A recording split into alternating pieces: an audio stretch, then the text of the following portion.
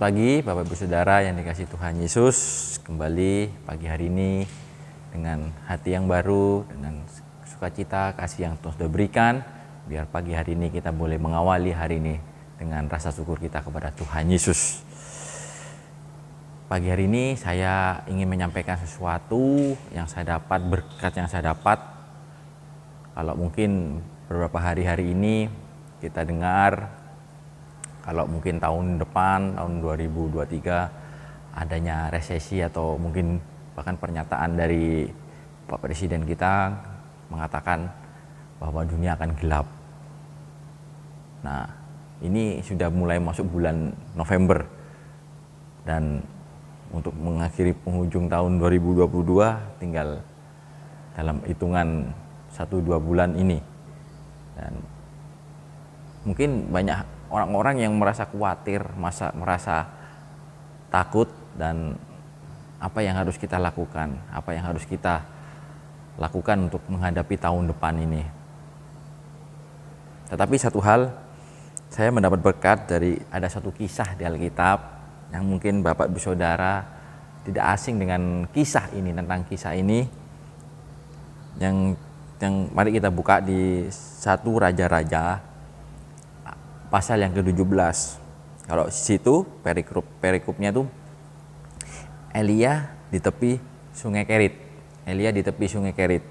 Nah, saya bacakan ayat yang pertama.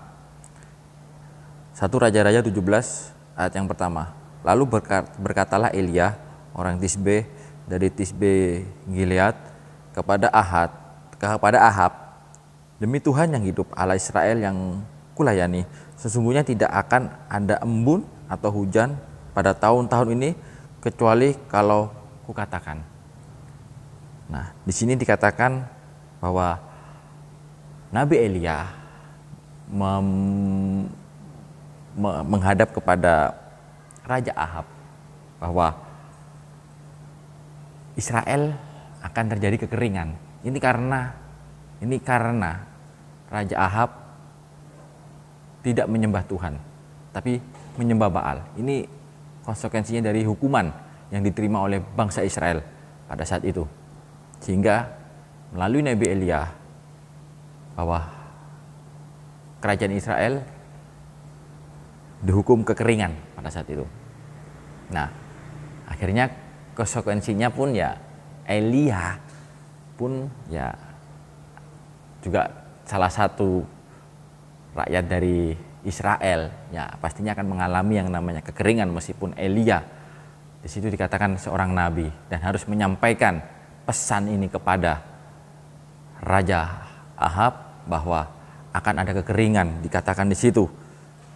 Kalau boleh kita baca tadi di ayat yang pertama dikatakan tidak ada embun, bahkan embun pun tidak ada, atau hujan pada tahun-tahun ini. Nah, akan terjadi kekeringan. Nah, tetapi yang menarik Bapak Ibu Saudara, ada suatu hal yang menarik di sini. Kita baca terus di ayat yang kedua. Kemudian datanglah firman Tuhan kepadanya, pergilah dari sini, berjalanlah ke timur dan bersembunyilah di tepi Sungai Kerit di sebelah timur Sungai Yordan. Engkau dapat minum dari sungai itu, dan burung-burung gagak telah kuperintahkan untuk memberi makan engkau di sana. Lalu ia pergi dan ia melakukan seperti firman Tuhan. Ia pergi dan diam di tepi Sungai Kerit di sebelah timur Sungai Yordan.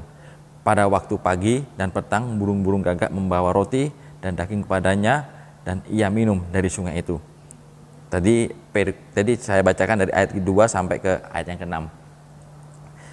Ya, yang menarik di sini Bapak Ibu Saudara, meskipun Elia mengalami juga kekeringan di situ, tetapi satu hal yang luar biasa,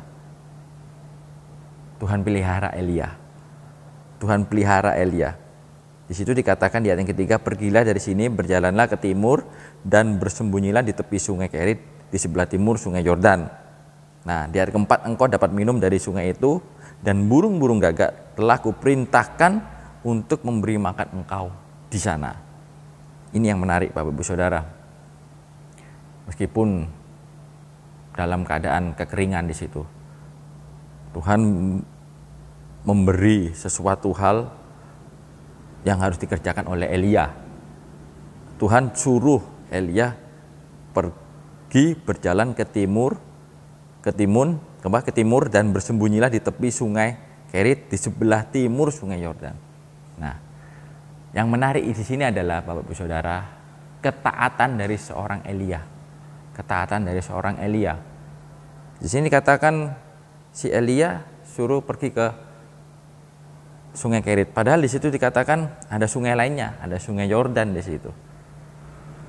Dia kan bisa bebas memilih kan, juga ada sungai sama, sungai Yordan juga bisa di situ. Tapi dia menunjuk, Tuhan suruh ke sungai Kerit, sungai Kerit. Dan yang menariknya Tuhan sudah kirimkan burung gagak untuk membawa roti, membawa makanan untuk memelihara Nabi Elia. Nah, inilah yang menarik Bapak Ibu Saudara, inilah pemeliharaan Tuhan. Inilah pemeliharaan Tuhan. Mungkin kalau Nabi Elia tidak mentaati Tuhan, mungkin dia mau pergi ke sungai Yordan, ya bisa saja, tapi dia tidak akan melihat yang namanya, tidak akan melihat bahwa burung gagak yang Tuhan kirim untuk memberi makan Nabi Elia di situ. Nah, inilah pemeliharaan Tuhan. Sehingga kalau ketaatan yang dilakukan oleh Elia kepada Tuhan, sehingga dia melihat sesuatu hal yang luar biasa, pemeliharaan Tuhan. Pagi hari ini saya ingin menyampaikan ini Bapak Ibu Saudara. Memang dunia hari-hari ini kalau boleh dibilang ya memang tidak tambah baik. Dan kita mengalami apa yang terjadi di dunia ini. Kita akan mengalami, bahkan jadi dikatakan Elia pun yang mengalami kekeringan di situ. Elia pun mengalami keadaan di situ. Meskipun dia yang menyampaikan sendiri tentang kabar kekeringan, tetapi di situ katakan Elia juga mengalami keadaan kekeringan. Dan kita pun yang ada di dunia ini pun, apa yang terjadi hari-hari ini pun kita juga akan menghadapi apa yang terjadi. Mungkin ramalan tahun depan seperti yang dikatakan akan terjadi gelap adanya resesi itu tadi. Tetapi satu hal, di sini Elia taat sama Tuhan, taat akan perintah Tuhan. Dan pagi hari ini Bapak Ibu Saudara, seperti Nabi Elia, saya yakin dan percaya kalau kita taat sama Tuhan, Tuhan juga akan pelihara. Kita tanya sama Tuhan apa yang kita mau kerjakan, kita mau tanya Tuhan apa yang harus kita lakukan. Seperti Nabi Elia, Tuhan pelihara. Oke, memang pada saat itu ada kekeringan, tetapi Tuhan masih kasih ada sungai yang mengalir di situ sehingga bisa dapat minum. Tapi masa minum saja, kan terjadi kekeringan pada saat itu. Kalau kekeringan pasti kan untuk hasil tanaman tidak ada, untuk membuat roti pun belum tentu bisa, makanan pun belum tentu bisa. Nah, satu hal yang luar biasa, Tuhan nyatakan mujizatnya di sini. Tuhan bisa pakai cara apapun untuk memelihara kehidupan kita. Di sini dikisahkan burung gagak. Burung gagak identik dengan suatu hal yang negatif, yang orang dunia katakan burung gagak bukan suatu. Kenapa Tuhan tidak ngirim burung merpati atau burung-burung yang lainnya yang baik? Tetapi satu hal, Tuhan bisa pakai apapun untuk memelihara kehidupan kita. Di sini Tuhan bisa kirim burung gagak yang notabene-nya itu bukan burung yang baik. Itu burung pemakan bangkai, dikatakan di situ. Tetapi Tuhan pakai burung gagak untuk memelihara Nabi Elia. Nah, apapun keadaan kita, mungkin dunia diramalkan akan tidak baik, mungkin keadaan hari-hari ini tidak baik. Tapi satu hal yang pada pagi hari ini Bapak Ibu Saudara, kita mau seperti Elia, taat kepada Tuhan, dan biar Tuhan sendiri yang mau menyatakan kuasanya. Tuhan bisa pakai cara apapun untuk memelihara kehidupan kita. Jangan khawatir, jangan takut. Apapun yang terjadi, kita yakin dan percaya kalau kita taat sama Tuhan, kita pandang Yesus sebagai Tuhan kita yakin dan percaya kita tidak perlu memandang apapun yang akan terjadi di dunia ini. Karena kenapa? Semua yang terjadi di dunia ini seizin Tuhan. dan kita hanya taat kepada Tuhan. Taat kepada Tuhan Yesus Kristus sebagai Tuhan dan Juru Selamat kita. Dan biarlah pagi hari ini Bapak Ibu Saudara, seperti kisah dari Nabi Elia, dia taat sama Tuhan. Pagi hari ini kita mau taat, apapun yang terjadi, yang kita hadapi hari-hari ini, meskipun dunia diramalkan akan tidak baik, dengan keadaan yang tidak baik, bahkan dikatakan akan gelap, tapi kita punya Tuhan Yesus. Kita jangan pandang apa yang terjadi di dunia ini, kita pandang Yesus saja. Dunia memang akan lenyap, tetapi kita punya Tuhan Yesus yang akan memelihara kehidupan kita. Tuhan tidak berjanji jalan selalu rata.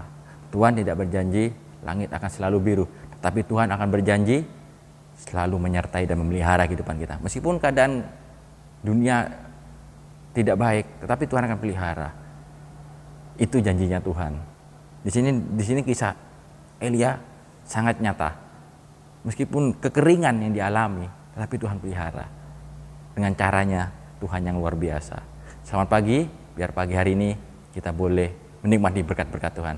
Tuhan Yesus memberkati.